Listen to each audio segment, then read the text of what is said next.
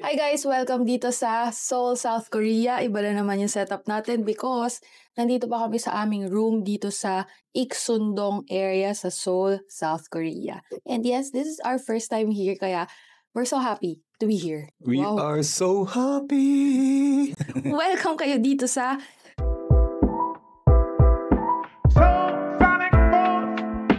Travel and Real Adulting Podcast. I'm Jamie. And I'm John. So, itong Tara Podcast natin ay isang travel podcast. Kaya makikita nyo kami kung saan-saan. Minsan podcast, minsan sa travel, minsan sa bahay. Oo nga no. Kung i-check nyo yung mga past episodes namin, iba-iba yung setup. Kaya buti na lang, madadala namin kahit saan itong ating podcast para kasama kayo kung saan kami magre-record. Di ba? Yes. And right now we're in Seoul. Kamusta ang iyong Seoul experience? Ba't kami iyak? Kasi last day nga to, di ba? Usually naman sa last day tayo nagre-record eh. As in yung bago. Well, hindi pa today yung uwi, pero tomorrow. Pero yeah, malapit nang umuwi. So nasasad din ako. Oo, nakakasad. Kasi parang, ito lang parang konting regret lang. May opportunity to extend this parang stay eh. Kasi 'di ba parang nung una tayong pumunta dito. Nag-book tapos nagkaroon ng rescheduling. Oo, si Cebu pa. Oo, kumbaga in-extend na nga natin eh. November 3, 'di ba? Pinausog pa natin. So isipin mo na lang yung kung yung original na flight ang ating papunta dito. Yung mas late. Oo, edi parang -1 day. Oo. Okay. So, may opportunity pa i-extend sana kasi yung uwi na November 9, pwede pa siyang i-extend. Oo. Okay. So, yun, may konting regret daw because di na-extend but mainly because nagustuhan kasi natin yung Seoul. Kaya tayo parang nasasad. Ganun tayo kapag pauwi na eh. Tas love natin na nagustuhan natin yung place. Parang may konting kurot sa puso pag pauwi na. Yes. Pero it's okay kasi babalik na, alam mo yun, nakuha natin yung gusto nating malaman. Kasi maiksi lang tayo nagstay because testing period. Just like nung sa Vietnam, sa Bali, maiksi lang. Kasi testing period tapos pag nagustuhan, edi yun yung ibubook next time. Laging ganun tayo eh. Kung papanoorin nila yung vlogs mo, parang yung first time natin sa isang lugar, even sa Japan, even yung nag-Fukuoka tayo, nag-Nagoya, parang lang tayo, 1 week. 1 week lagi. Oo, kasi testing pace nga eh. So, yung Vietnam, 1 week, ito nga, 1 week lang din. Pero yung kasi parang ang nabibitin ako yung yung food, yung experience. Grabe, ang dami pang hindi pa natin napupuntahan on this peak autumn foliage. Yeah. 'Di ba ang ganda? Kasi nga na-late din yung autumn eh. Oo, isa pa yun. Buti na nakapick tayo kahapon sa Nami Island. Oo, ang ganda nun. Ganda, grabe. Pero yun nga, ako din bitin ako sa food. Feeling ko, ang dami ko pang biglang maaalalang pagkain. Korean food na nakita ko sa palabas, sa K-drama, sa K-variety shows. Na biglang, uy, parang gusto ko i-try yun. Naalala ko ganyan. Pero so far, yung mga gusto kong i-check, na-check natin kainin. Like, rundown natin. Lahat ng naalala kong kinain natin na. Syempre, samgyeopsal. Oh, grabe, samgyeopsal. Bibimbap. Tapos, nagbibimbap nga tayo. Sundae. Yung fish cake kasama ng sundae. Bokki. Ramyun. Nag-ramyun tayo dito kahit yung instant lang. Pero yung isa-serve sa'yo na may medyo special yung pagkakagawa kasi may mga nilagay. Tapos, kumain din tayo ng Hotok, yung mga street food na gusto kong i-check, pati mga donut na may red bean paste. Ang sarap din May tapos, nakalimutan ka. Ano? Yung Korean traditional cookie. Walnut. Walnut cookie. Sarap nun, mura pa. Tapos, yung meron pa eh. Yung nag-buffet tayo. Nag-Korean buffet tayo na halo-halo na yung kung ano-anong food. Tapos ang mura, parang 400 pesos. Around 400 pesos. Iba talaga pag pag sa market ka bumili ng mga ganon. Parang doon tayo sa palengke nila, ang ganda, ang sarap no. Doon tayo nakakuha ng mga mura eh. Like yung grapes mo, yung muscat, tapos yung Korean buffet nga, ang mura. Grabe, alam mo, tinanong ko pa to sa best friend ko, magkano ba yung grapes sa atin? Yung muscat grapes, yung green talaga, no? Mga 600 pesos daw. Grabe. 600 to 800 pesos. At alam nyo ba guys, magkano namin nabili? 160 pesos lang. Tapos ang dami-dami na. Tapos nanghinayang ka pa kasi meron tayong nadaanan. Mas mura. 3,000 won lang. So that's 130. 100 plus lang. Basta mura lang. Tapos ang dami din. Parang ang sarap mag-ano dito. Contrary to popular belief. Kahit kami ang sabi namin, magastos ang food sa Korea. Alam ko mahal food dito Alam nyo, pagpunta dito, hindi naman. Parang Japan lang din. Yeah, parang sabi, kaya ako kausap si Karen, best friend ko kagabi. Kasi mahilig sa Korean food sa Pilipinas. Di pa siya nakapag-Korea, pero grabe yung hilig niya sa Korean food sa Pilipinas. At sabi niya, ang mura daw kung ganun. Kasi binabanggit ko sa kanya magkano yung mga kinain natin na samgyeopsal, yung bibimbap, yung mga kimchi jjigae. Nakalimutan ka lang sabihin kanina. Yung favorite ka. Yung kimchi jjigae. Sabi niya, ang mura naman. Kasi parang 500 below. Tapos usually, lagi, may kasama na siya mga side dishes, mga 3 or 4 side dishes, tapos may rice na rin. Tapos, doon sa atin, mga 700 to 800 na yun Oo nga. Diba? So sabi ko, mas mura pala food dito kesa sa Korean foods dyan. Kasi mga legit din naman yung Korean foods doon. Yun nga lang, ewan ko bakit mas mahal. Tax? Pwede. Or kasi hindi, yung mga raw ingredient naman hindi galing sa Pilipinas So mahal talaga na sa atin, no? Inflation. Yes. Tapos malakas din tayo magpatong sa Pilipinas. Yung businesses doon. Oo. So, sad to say. Pero yon, hindi pala guys mahal ang food dito. Sakto lang siya for us. Hindi, hindi kami masyado kumakain doon sa mga yung mga talagang high-end na Ang target natin ngayon kasi street foods, tsaka yung mga nakikita nga natin na kinakain sa palabas. Yes. Yung mga kimchi jjigae kahit saan pala mayroon lang dito Tapos ang presyo nila mga 10,000 won. That's less than 500 pesos nga. Oo nga, less than 500 pesos, mga 400 pesos ganun. Diba? Mura yun. Mura na yun, promise. Nung nag-jjigae tayo sa poblasyon, I remember 700 to 800. Although mas marami, pero wala kang option mas murahan siya kasi yun lang yung available na pot. Diba? Tapos ang napansin ko pa dito, mas mura ang lunch kaysa sa dinner. Nagmamahal pag dinner, pero same menu, hindi. Parang may silang lunch set na originally for example 12 to 3 lang. So yun lang yung parang doon mo lang siya ma-order. Ang mura. Pagdating ng dinner, nakikita ko hindi siya available. Medyo may kamahalan. Remember nung dumaan tayo doon sa tent, yung maraming tent, ang mamahal, di ba? Parang pulutan lang nila 20,000 won. Pulutan lang yun, nasa around 2,800 pesos pulutan, di ba? Wala silang sisig Kung may sisig sila, mga 300 pesos lang siguro yun. Ang mahal ng pulutan nila. Parang feeling ko, ginagawa na rin nila dinner inuman in one Yun. So yun yung culture nila. So mainom din sila dito. Tapos makain din sila. Tapos even weekdays kasi 'di ba tayo nung nag-work pa sa corporate, usually lalabas lang tayo or yung para magna-nightlife kapag Friday. Yes. Sila parang any weekday ang daming nagiinom Tapos alam mo corporate life kasi nakapang trabaho yung itsura mga ajushi natin dyan. Yung mga alam niyo yun, basta nakikita natin sa palabas guys na pagkatapos nilang magtrabaho, diretso sa mga kainan at inuman in one. Ganun ang mga napansin din namin, which is, true to life pala yun. Nagugutom ako? Ako din, nagugutom ako. Tuwing naaalala ko yung mga pagkain natin, nagugutom ako. Even, hindi tayo masyado nagbe-breakfast Yeah. Ang naging breakfast lang natin, usually kape. Tapos, minsan umuwi na lang yung walnut mo na traditional cookie. Ang sarap nun. Yeah. Parang gusto kong daan tayo doon tapos orderan natin sila Pwede. Ang sarap Tapos may natikman pa tayo sa Nami Island yung garlic bread mo.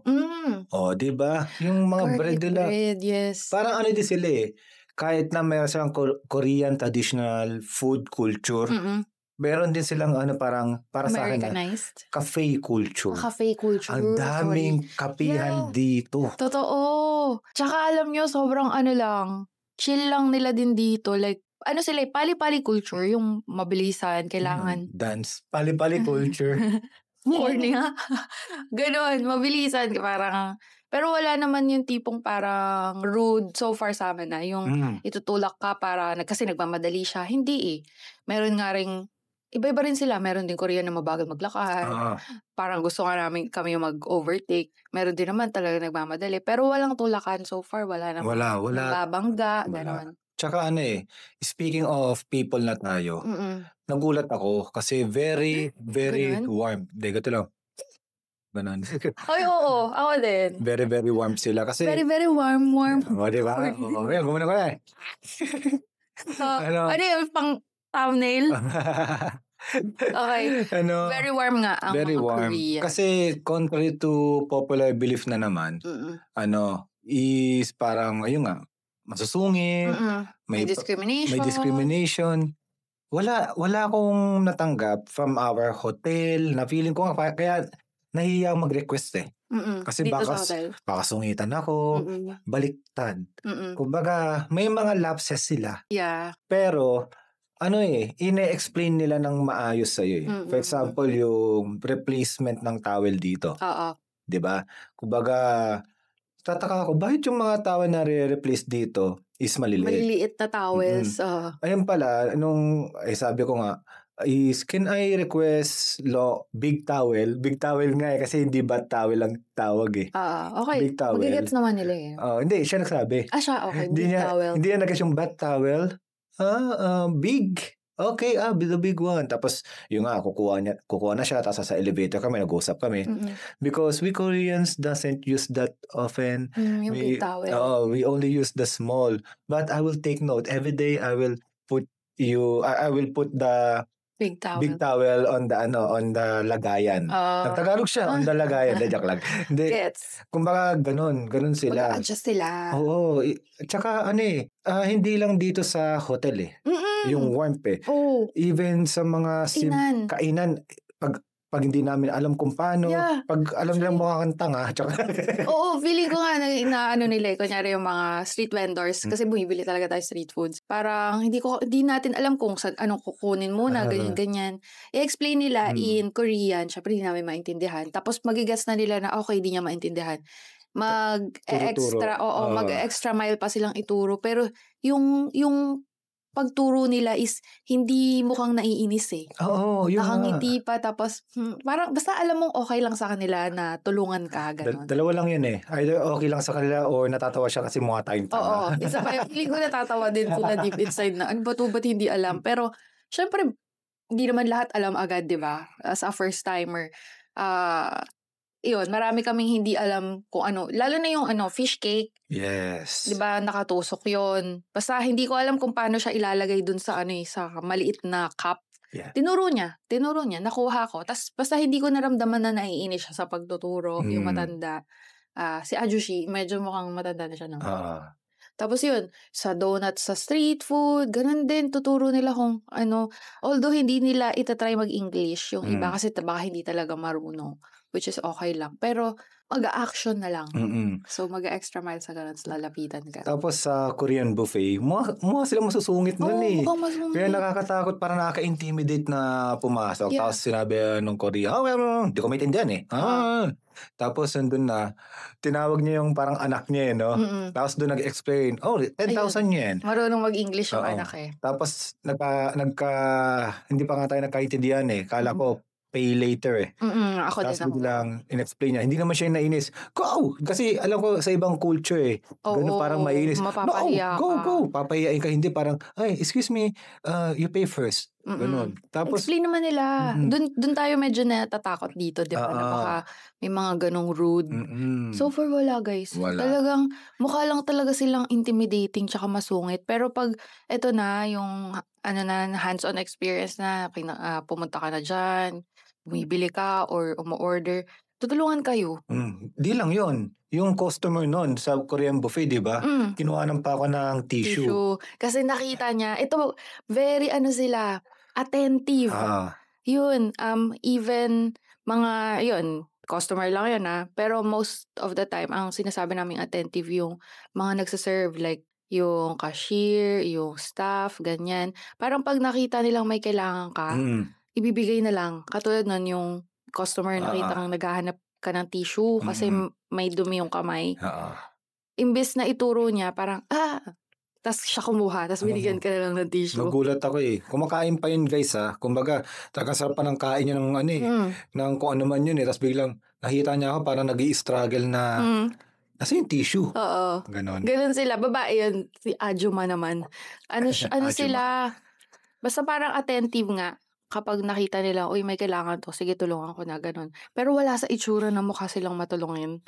Kasi mukha silang parang poker face or minsan yung iba parang simangot pa. Yes. Pero pag bumili ka na nga, ayun, tutulungan. Mabait naman so mabait far. Sila. Mukha silang masusungit pero... Sana lahat. Ay, actually, hindi pala lahat yun. I'm sure meron at meron pa rin. Oo. Kasi nga, di ba may mga kababayan tayo naka-experience din ng discrimination. Daw pati ibang lahi. Sana wala naman. Sana mawala na yung ganon. Kasi ang saya pag walang ganon. Kasi wala. Smooth lang yung magiging travel mo. Tsaka marami na rin foreigners dito eh. Parang sanay na sila. Tapos, nakalimutan ko banggitin. Ano? Hindi ganon ka sobrang spicy ng mga foods nila. Oo nga, yung mga nakain natin, ina-expect ko rin yun na sobrang magbaburn yung dila. Kasi, inakain natin sa poblasyon na naman na Korean restaurant. Anghang na anghang ako sa jjigae. Dito hindi. Hindi. Pero... Binabawasan kaya nila kasi nakita nila ng foreigner. Hindi Wala namang ganon. Tapos, pero may asim yung iba. Basta, ang dami lang lasa, pero hindi maalat. Oo, hindi nga din maalat food dito, which is approved! Kung maasim. Kung maanghang, manghang. Kung matamis. Ganon. Yung yung sauce ng tteokbokki, matamis siya pero hindi nakakaumay na tamis. Yun nga eh. Tapos, if katulad namin kayo, kung katulad ko kayo guys na hindi masyadong into aromatic foods, herbs, and spices, grabe. Bagay. Mamahalin nyo ang Korean food. Grabe yun Tagal. Basta love na love ko kasi marami ng Korean food sa Pilipinas, diba? So marami-rami na rin tayo natikman. Pero yung matikman mo siya here, na authentic, legit, tas sa street lang, tas hindi naman ganun kamahal. Tapos yung flavor, gusto mo, nako, ang saya. Promise. No? Promise. Kaya, ang mangyayari ngayon ay mag-aantay na tayo ng piso fare. Totoo. Bilang piso fare, Suki, ang aming susunod na target i-book ay South Korea ulit. Oo. Actually, by the time na re-record natin ito, mukhang may paparating na seat sale. Oh! Iniisip ko na lang kung anong month. Kung cherry blossom, summer, winter, di ko pa alam. Wala pa masyadong idea. Ang problema kasi, medyo jump-pack na yung ibang mga schedule natin next year parang until June meron, no? Oo Revealed na naman. Pero may mga parang pwedeng isingit in between. Wow! Ang pera ba ay meron in between din? Yun lang ang problema. Kung merong pwedeng isingit in between. Kaya dapat guys, tulungan nyo kami please. Gamitin nyo yung mga codes namin dito sa taas. Dito pala, dito yata. Gamitin nyo para maka-discount kayo. Siyempre, in return, meron din kaming commission dyan. We're very transparent na kaya namin yan pinopromote. Kasi, siyempre, una, ginagamit namin. Pangalawa, we have commissions. Tapos nakakatulong yan sa pambayad ng aming travel expenses and bills. Para kasi yung share din namin yung experience. Actually, by that time na na-record lumabas itong podcast na to, malamang lumabas na rin yung first vlog mo Kita nyo yung parang, lagi naman ganun yung mga vlogs namin parang lagi nag-e-enhance din. Tapos, nagbibigay na ng tips talaga. Yes. Ayun nga, dahil first time kami dito. So, first-timer POV. First-timer POV, may mga guides and tips din doon. Yeah. So, wala lang. Parang, ang saya lang din i-share sa inyo. Tapos, kumbaga, tanggalin na, parang binabangga din natin yung mga stereotype ng isang lugar. At pati yung mga expectation. Diba? At least makita nila yung talagang actual. Yes. Just like yung Vietnam, if hindi nyo pa yun napanood, diba, very transparent kami na na-scam kami doon sa linis sapatos scam. Tapos, sasabihin din namin na ano yung nagustuhan namin doon. Diba? So, lahat ng kaya namin i-share na experience sasabihin namin. So, maganda yon, diba? May transparency para realistic, diba? Na travel. Speaking. So, diba, ang daming good side ng Korea Ano yung bad side na nakita mo? Bad side, medyo mas madumi siya. Totoo. Siguro kasi kino-compare ko sa Japan. Sorry, dahil doon kami madalas, diba?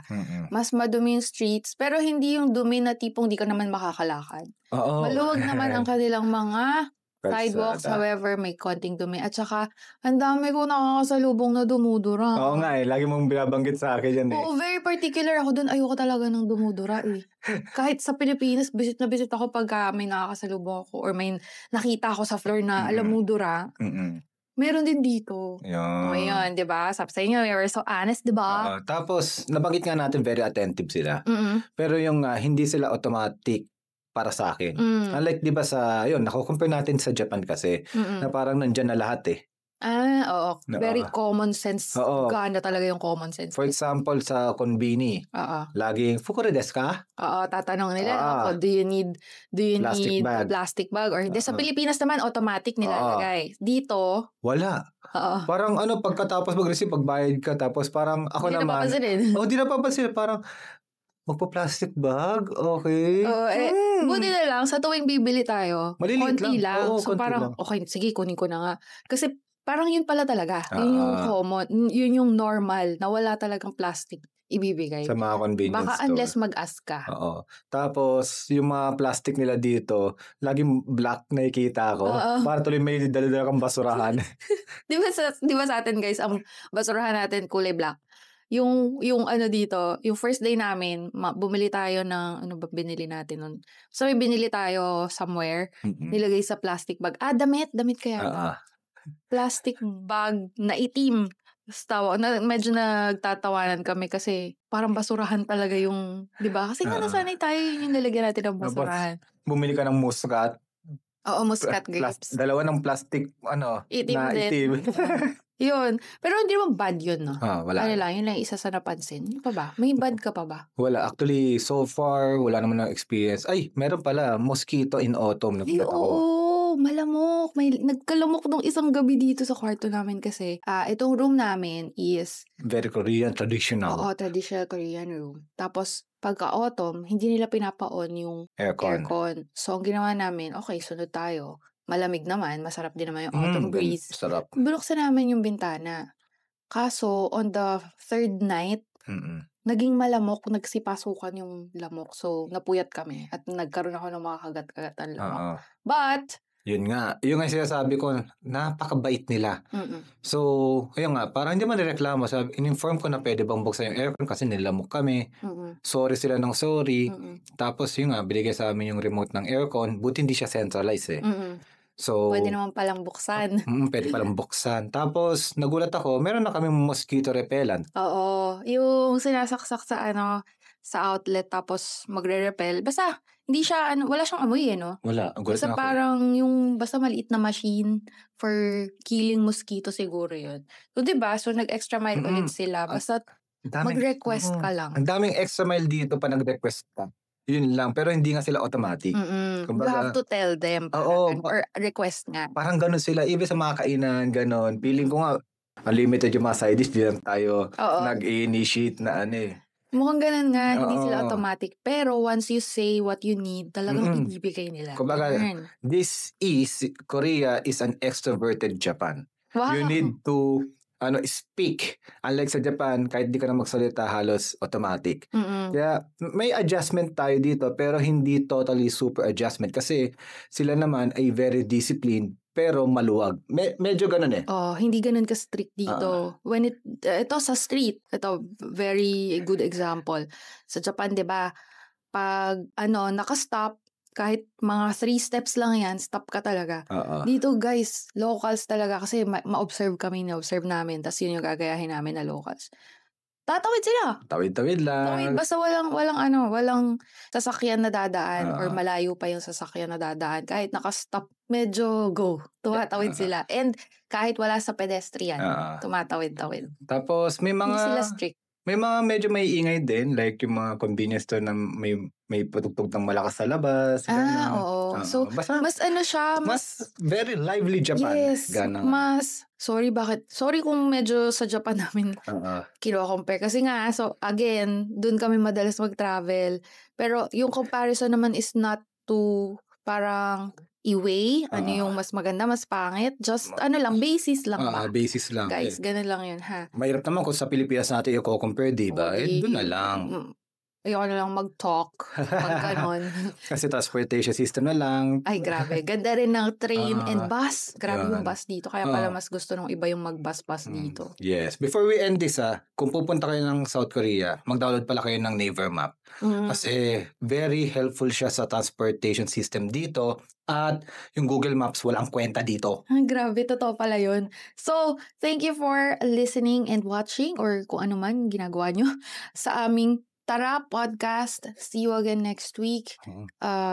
Kung nabitin kayo sa pag-uusap namin about South Korea, sa rundown na to, panoorin nyo kasi yung vlogs. Nandun lahat. Ang super-duper kwento namin at gala dito sa Seoul, South Korea. Thank you for watching. Bye! Bye guys! Bye Taran! Yan, see you again next week. Tara, gala po kami. Naghihintay na si Doc.